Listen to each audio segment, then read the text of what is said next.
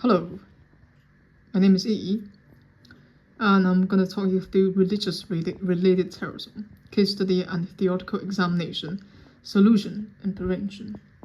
So I'm going to talk about 5 areas of connection with that. First is phenomena of globalization. Second is internet. Third is individuality and collective identity. Fourth is disparity of inequality of wealth between global south and global north, Middle East conflicts, and international order. So the first phenomena of globalization, it connects with us quite closely. For example, we can purchase the commodities from anywhere around the world because the connection that has been built because of globalization allows this fast transportation and take the commodity from nation to other nation to sell it. So second is internet. I believe internet is environment that is interestingly dangerous. Why I say interestingly dangerous? Firstly, it gives us an entertainment. We can browse all the information from internet and get fun of it. Second is the dangers about that is it also contains your information leaking because of browsing websites and stuff, and people trying to scam you through the internet. And third, individuality and collective identity. I believe it is one of the issues that we facing and is quite closely related with the concept of terrorism in a way that the identity that we given to ourselves. For example, if I define myself as a Chinese person, or I define myself believe in certain religions, I have to behave in certain way. So that's the identity that we're given to ourselves, acts toward to others. And disparity of inequality, and it is another result that caused by globalization, because obviously the global south is much poorer than the global north because of the cheap labor and stuff. So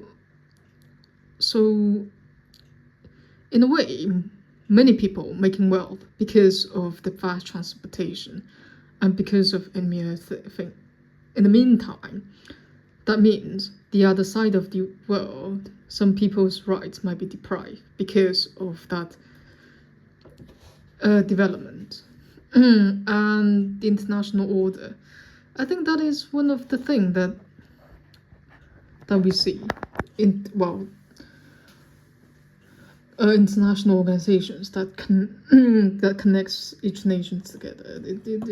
However, it contains many of the culture incompatibility that shares among each nations, and that cause conflict because of different values, different standpoints, and different interests that have been involved, that cause conflict. And that conflict is in another way connects to our identity. Like identity, for example, because that nation despises my nation, as my nation, I have to defend my value. So that's one of the things that I think is connected to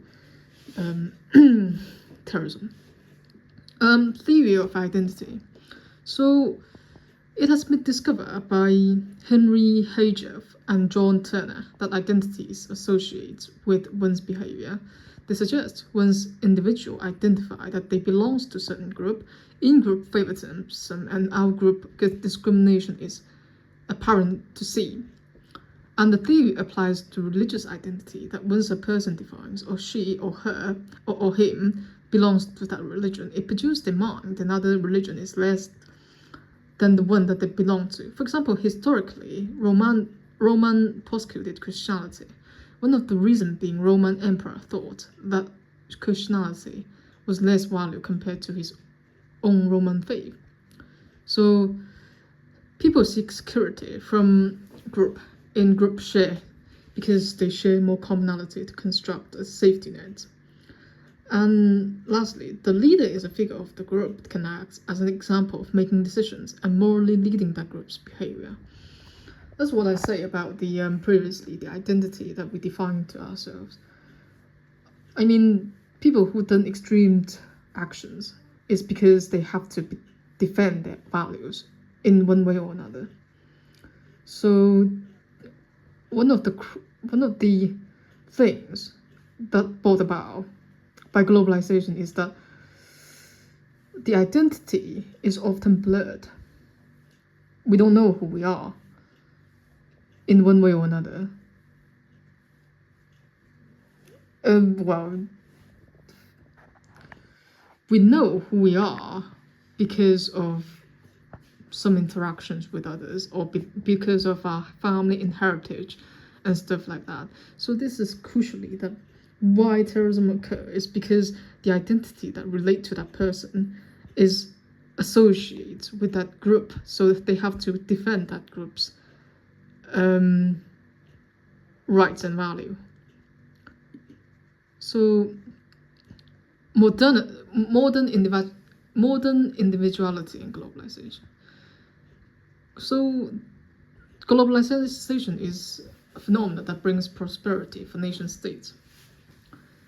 Yeah, and as I always said, the economic interest is enormous. At the same time, it's not it's depriving other side of the world that they experience quite enormous exploitation because of the factory that was building, because the pay that is not sufficient to rise the standard. So yeah, it brings prosperity, huge economic potentials, but at the same time it brings huge deprivation in other side of the world. So yeah, capital expansion, global market promotes expression of individuality. The narrative threatens voices of collective identity. So as we know, the big brands like Nike, Adidas, and brands like that, they all of the things that we've been told about in recent years is that we have to express ourselves, we have to be free from this and that.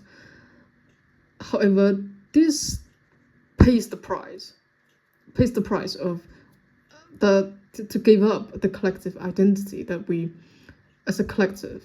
So it is a potential danger that we experiencing because of the commodity, because of the brand that's associated to individuality. It is the collective identity that being less speak about in nowadays. Some nation benefits from trend of globalization, some do not. So yeah, as I said, the Middle East and Global South, well, they experience conflict and deprive in one way or another. Yeah, cheap labor, as well I've mentioned, it is the thing that is produce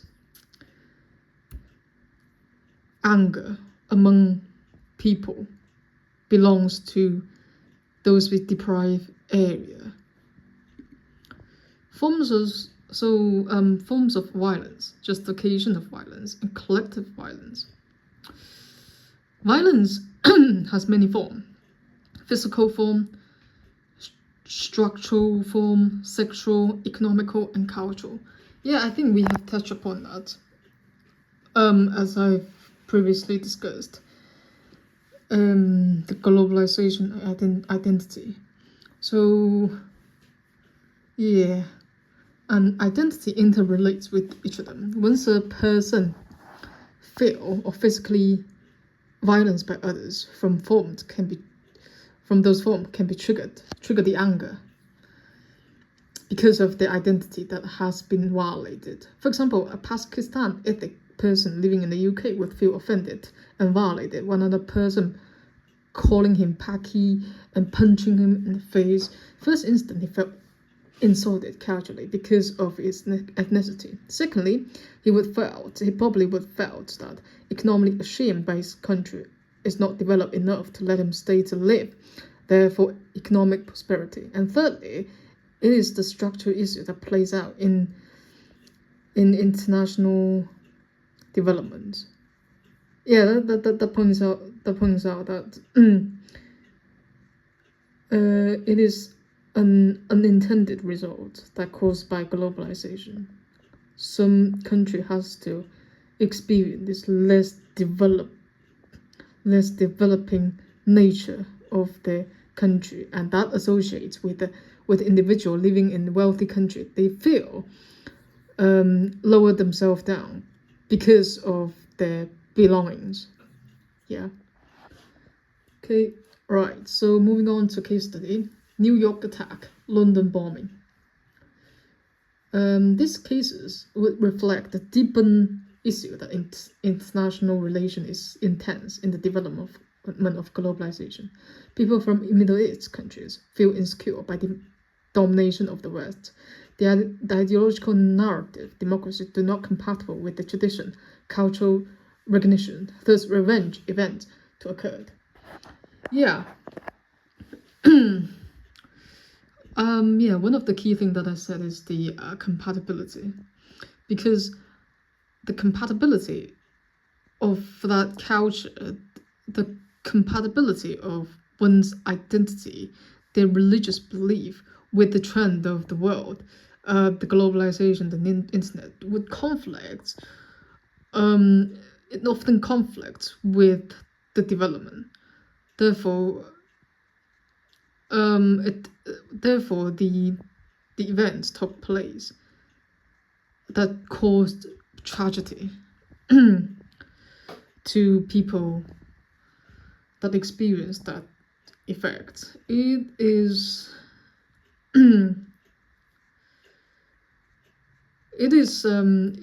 I think it required a huge integration process.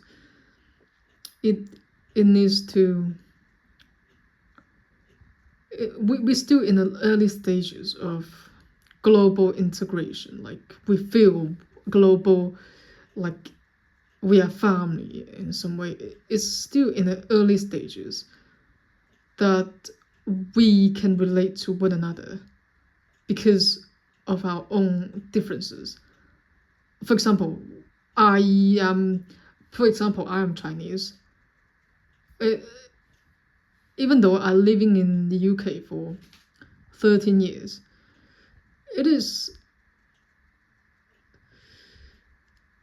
I can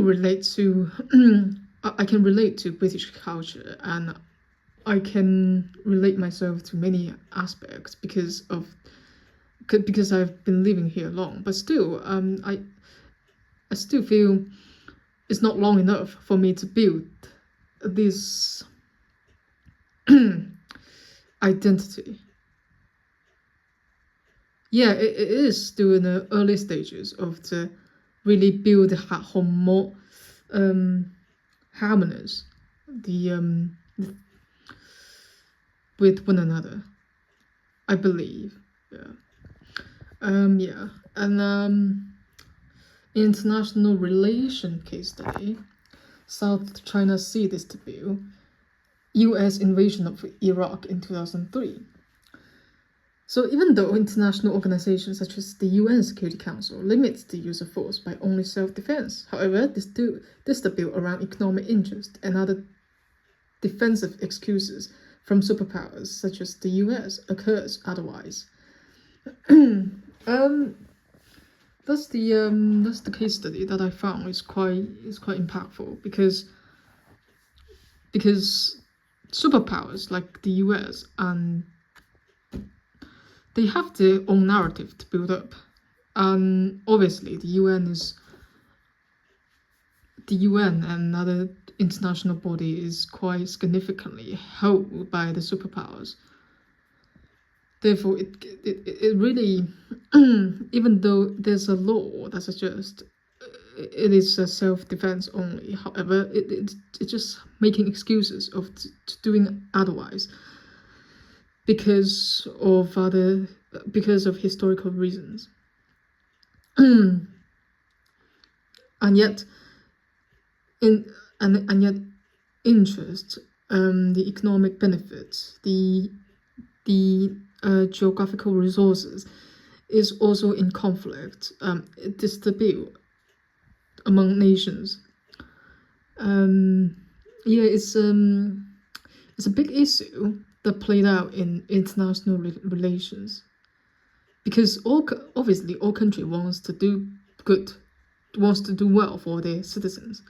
On the other hand, if you want to do well for your citizens, it will be suggesting that other nations' citizens will be in a stage that they feel has been violated. As I said, it is in an early development. It's still early to say that the notion of global village, global citizen is still an early stages, and it causes many forms of violence to occur. That is the intended result of it. Obviously, is being peaceful with each other and have the economic prosperity shares among each nations. However, it's still too early to say it is achievable, because of each nation has their traditional value to be honored, traditional religious belief, cultural belief, etc. So it is still early stages to say that violence will not be occur. It will be occurred, not because of not because of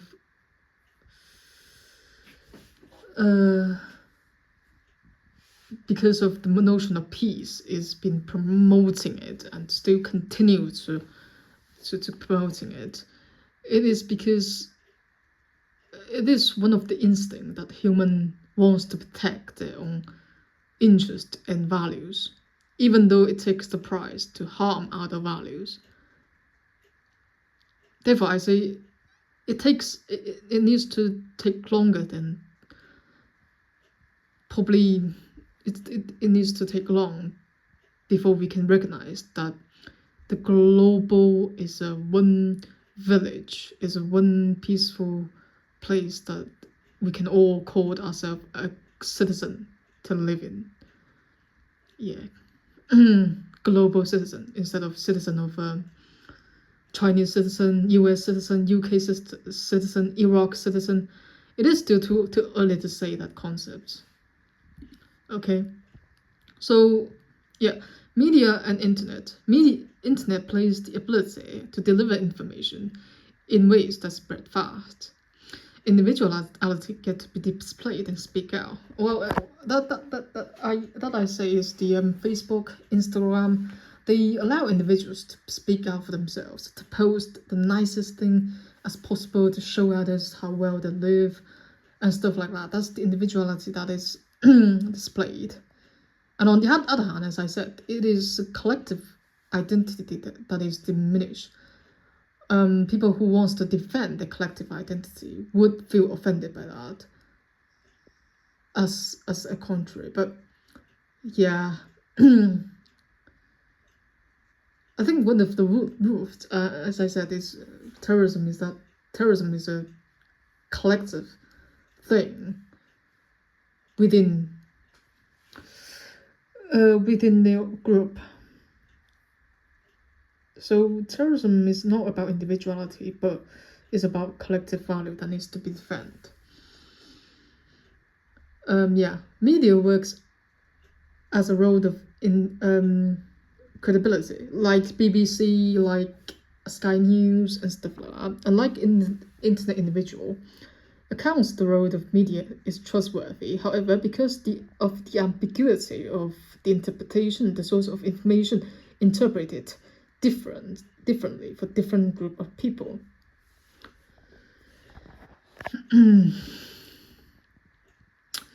Yeah, last thing I have to propose is the solution and prevention. Preserve diversity, political culture internationally, less interference, more cooperative strategy. Media should aim to deliver non-biased information. Regular media company as well as techno company. Education needs to keep to speed with the development of globalized world and prevent extremism ideology and action to be happened. Immigration is another issue that caused indirectly by international tension. To reduce immigration, eliminate inequality between global south and global north, and also reduce interference in the war and conflict between the Middle East. I'm not saying that Middle East is because the civilians that live in the Middle East, or well, at the moment is Gaza. They are innocent and they require urgent help from us. However, the thing is, the cultural and the historical stuff that played behind the scene is really dense. The dense, what I mean by the density, is deep and really is a thing that can't be served, can't be put right because of interference, or to give help to donate billions of pounds and dollars, and to donate resources like material stuff to the civilian that have been casual, that have been injured. That's a good thing. On the other hand, there is a historical narrative that they played out to put against to each other. I dare to say that the narrative, that both of the narrative can be justified in their own nation. Israel has their excuses of doing such action, and Gaza and the other extremist group has their justifiable reasons to do this and that. I mean, yeah, it's a big issue.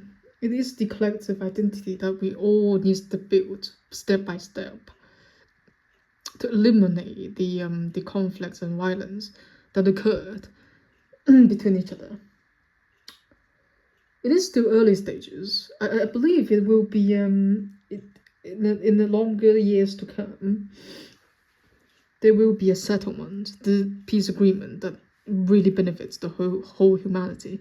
But at the moment, it is sad to see that people still suffer because of the economic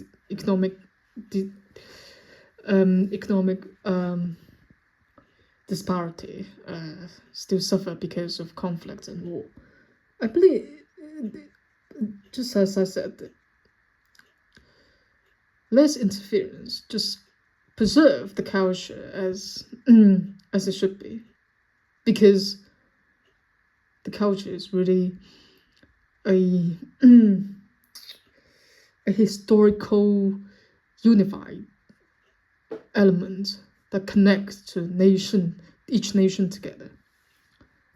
And yeah, I believe that's it. I've finished my presentation. Hope you enjoy. Thank you.